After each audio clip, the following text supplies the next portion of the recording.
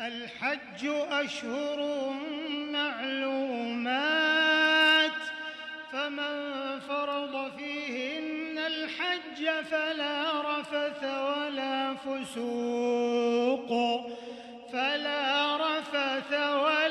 فسوق ولا جدال في الحج وما تفعلوا من خير يعلمه الله وتزودوا فإن خير الزاد التقوى.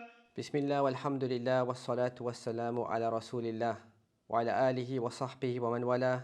Amma ba'd. Assalamu alaikum wa rahmatullahi ta'ala wa barakatuh.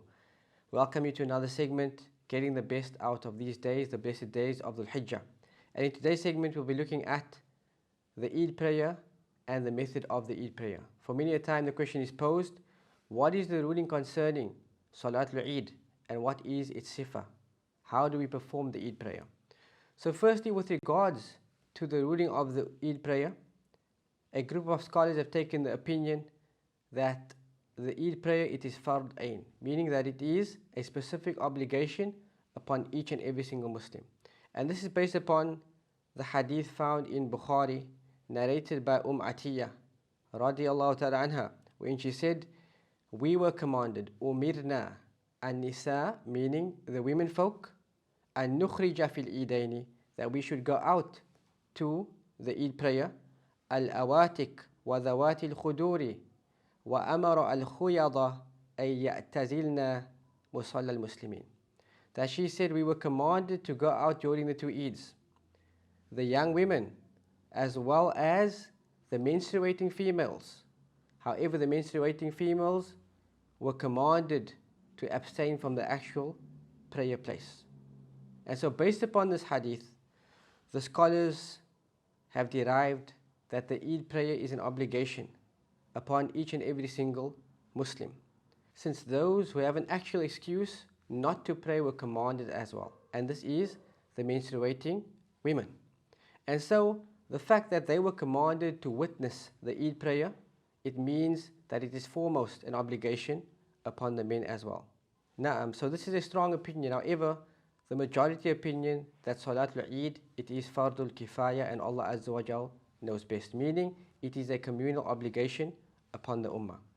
Another proof the scholars use is the fact that if Jumu'ah coincides with the day of Eid, the obligation of Jumu'ah falls away. And this is based upon a qa'idah wherein they say, وَمَا لَيْسَ بِوَاجِبٍ لَا يُسْخِتُ مَا كَانَ وَاجِبًا, that which does not take the place of a wajib cannot cause that wajib to fade and fall away.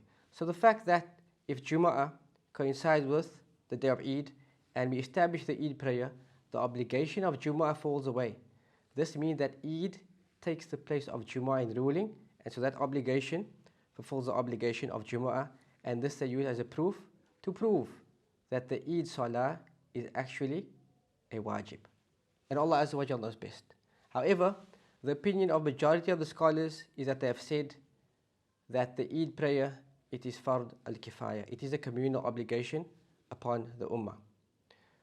The second matter relating to the Eid prayer, is there any sunnah which is prescribed before the Eid prayer or after the Eid prayer? Meaning, if the person comes to the musalla, which is the sunnah, that the Eid prayer be established in an open area outside of the masajid, is there any sunnah which is prescribed for the person to pray before the Eid Salah or after the Eid Salah?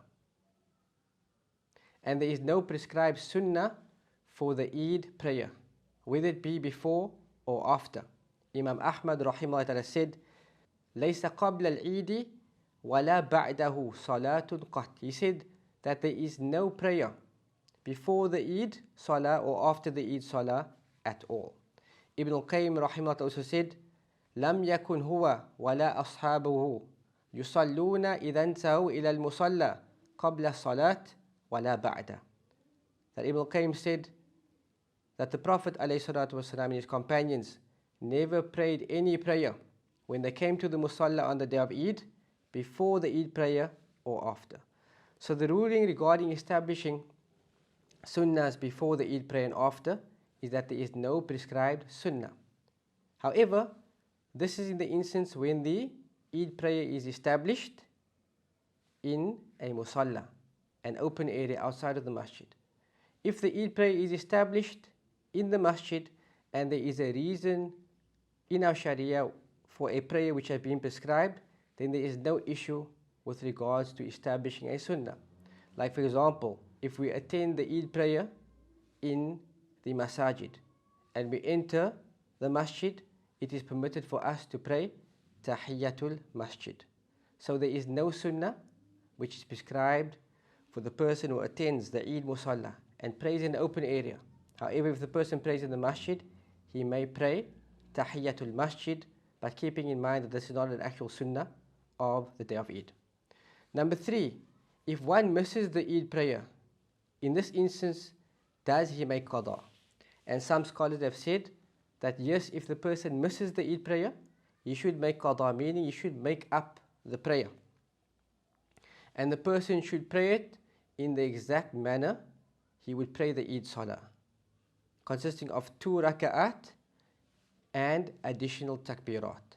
Other scholars have said that if the person misses the Eid prayer, there is no qada upon him, because this is a set prayer which is designated at a set time, and if the person misses it, there is no qada for this person, just like Jumu'ah.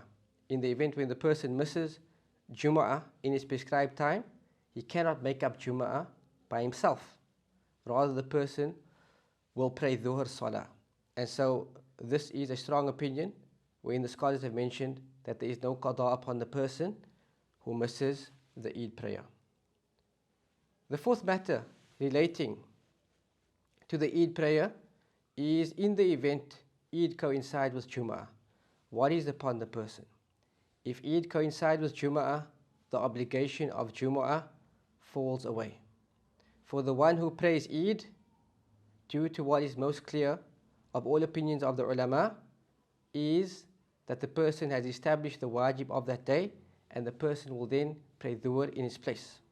And the proof for this is the hadith found in Abu Dawud, the hadith of Abu Hurairah, when he said that the Prophet ﷺ said, قَدْ اجْتَمَعَ فِي يَوْمِكُمْ هَذَا عِيدَانِ فَمَنْ شَاءَ أَجْزَأَهُ مِنَ الْجُمُعَةِ وَإِنَّا مُجَمِّعُونَ.